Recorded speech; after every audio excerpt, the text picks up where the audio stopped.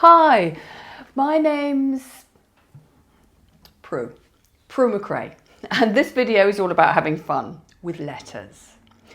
We're going to use my Prumihimo disc for this because what this does is it produces braids that are really nice and straight, so they are the perfect base if you want to get some writing into your Prumihimo.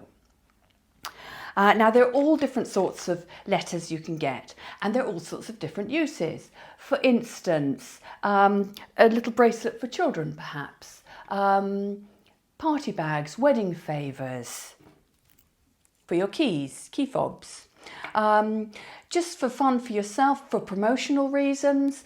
So for instance, this necklace I have here, which says Prumihimo on, I often wear when I'm demonstrating. It's just a bit of fun. Now, when you're looking for letter beads, what you'll find is most of them are going to be plastic, and that's actually a good thing because this, as I keep saying, is a fun project. And you will find that when you buy a bag of letters, there'll be mixed letters, and you're never going to use all of them. You're going to very quickly use up the ones that relate to your name or your brand. And then after that, it's a bit like a game of Scrabble, really, trying to work out what you can use your letters for. But they're very cost effective, so don't worry about the ones you don't use. Now, when you're looking for letter beads, there are two things to look for. First of all, the actual sort of size of them. You can get cube-shaped ones which will stand out quite away from your braid. So those are great for things like keychains. You can get flatter ones which will sit more closely to your braid, and so those are better for bracelets. And what you want to look for is the orientation of the hole. And by that I mean, on this one, I'm holding the letter the correct way up, and the hole is going through like that, from top to bottom. On this one, again, I'm holding the bead the right way up, and the hole is going through that way, from side to side. Both are great. It really depends what you're going to use them for. This sort is probably better for bracelets and necklaces and things like that. But I think once you master this technique, you're going to have loads of fun with it. So let's get started. I'm going to show you how to make a little keychain. Now, the length of the cords you need is going to be dependent on the word you want to say, obviously. I'm going to choose quite a short word. I'm going to spell out the word shed so that I can put my shed keys onto here. So for this, what I've taken is 2 cords of satin cord, and I'm using the 2mm width here. And these are both 60 centimeters in length. And I'm going to fold them in half. I'm going to thread the loop of my keyring onto them, and I'm going to center them on the cord. Center the actual keyring on the cords. Now I'm going to hold the disc, and I'm going to just grip the ring and the edge of the cords there with my fingers underneath. And I'm going to slot 1 cord into the top at number 1 and 1 into the bottom at number 2.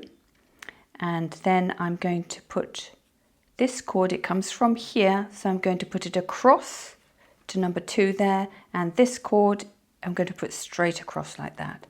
So what I've got here is I've got 2 cords centered, I've got the loop of the keyring hanging on them, and they're in the slots at top and bottom at number 1 and number 2. Now what I'm going to do is take my Eslon, and letters can be quite big, so you need a bit more than this. I've just got a few letters, so 80 centimeters is going to be fine there.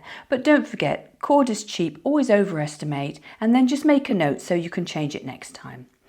What I'm doing here, I'm taking my 2 cords of 80 centimeters, I'm finding the midpoint, and I'm going to just hold that with my thumb over the keyring. And I'm going to do pretty much the same thing. I'm going to put my cords in the other slots with dots, making sure they go across each other.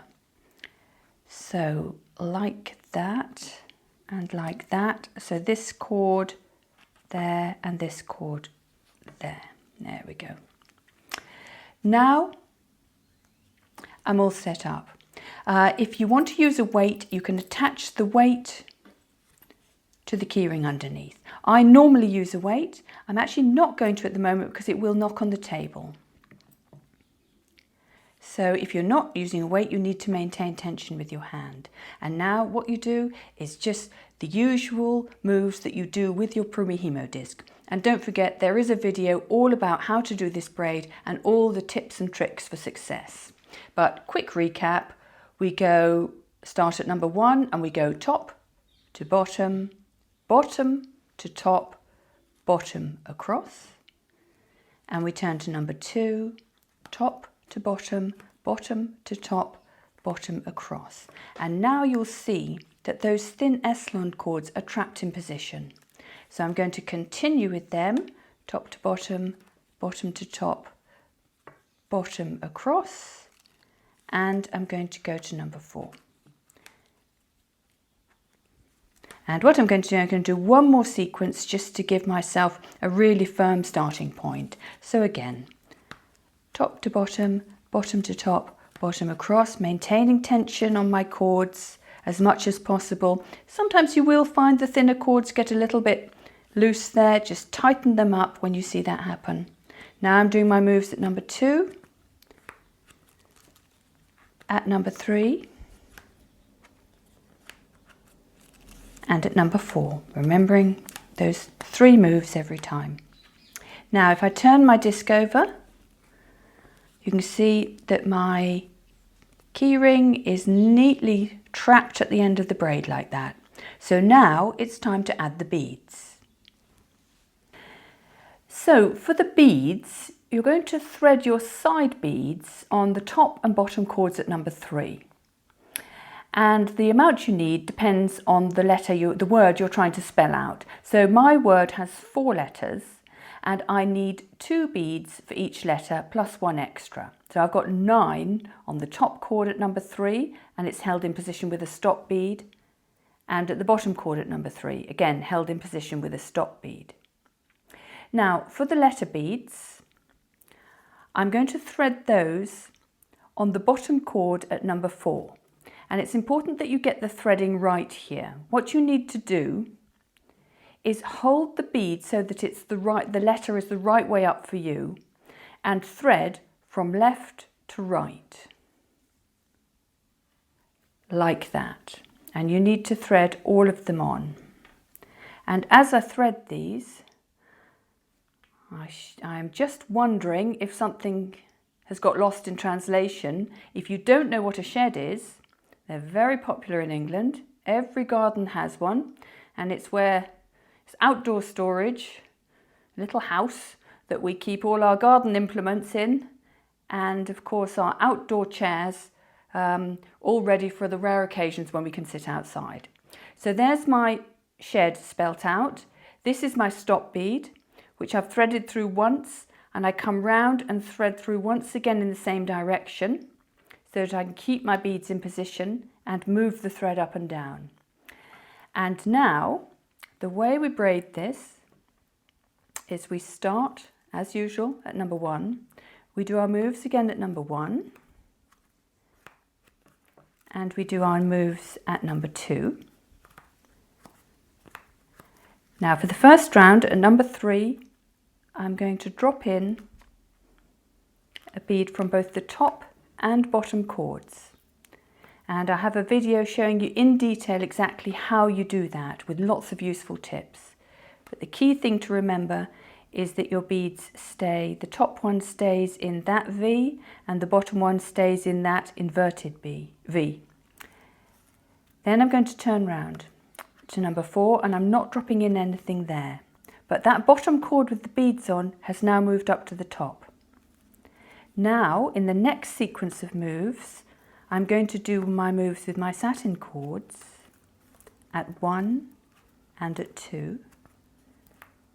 I'm also going to drop in my beads, and these are Miyuki triangle beads I'm using, but you can use larger or smaller if you prefer. And now at number 4, my letter beads are at the top. I'm going to drop in the first letter. Now they are a little bit big, so Just tuck it in loosely. Don't worry if it's a bit loose at this stage. Use your thumb if necessary. The most important thing always is that it stays in the correct position. I continue my moves. And it's way too loose at the moment, but don't worry. Now I move on round. I do my moves at number 1. I do my moves at number 2. Again, at 3, I'm going to drop in my triangle beads from the top and bottom. You can see how I'm using my thumb where necessary, just to tap them into position. And now, at number 4, I'm just going to brace the braid with my thumb like that.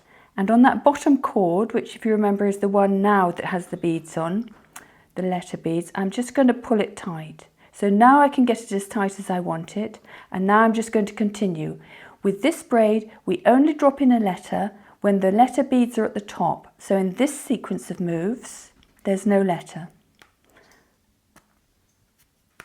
In the next sequence of moves, as you will see, the letter beads are now back at the top.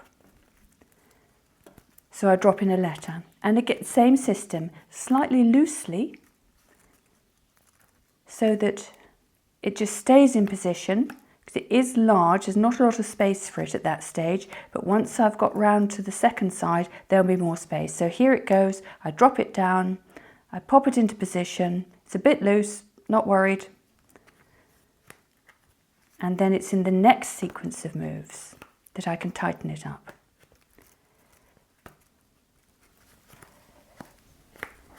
And this is the sequence that you follow. And again, just tighten up your thinner cords if they start to be slipping a bit.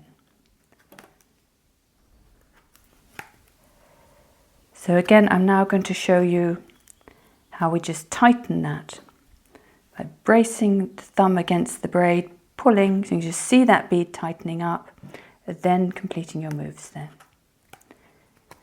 And that is how you continue. And when we turn over, you can see the word starting to form on my keyring.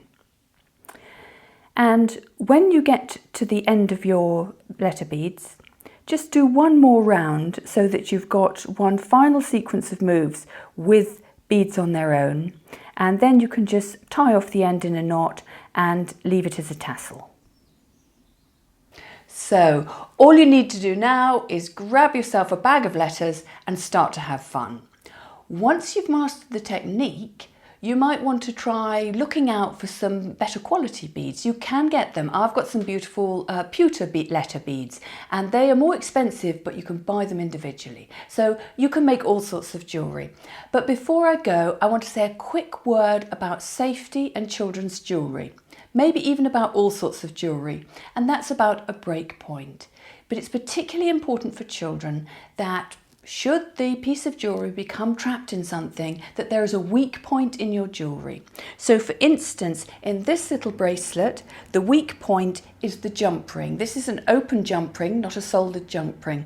So when that is put under pressure, that is the first thing that will give, and it will give relatively quickly. It's strong enough for everyday use, but it's a little safety feature. So just bear that in mind. If you've enjoyed this video, you might want to see some more, and the best way of doing that is to hit the subscribe button. If you like the look of the Prumihimo disc, you can find them on my website, and I've also written a book all about this Prumihimo disc. But my website is also full of all sorts of interesting information about braiding on discs, plates and my own disc. So hop along and have a look. Till next time, bye!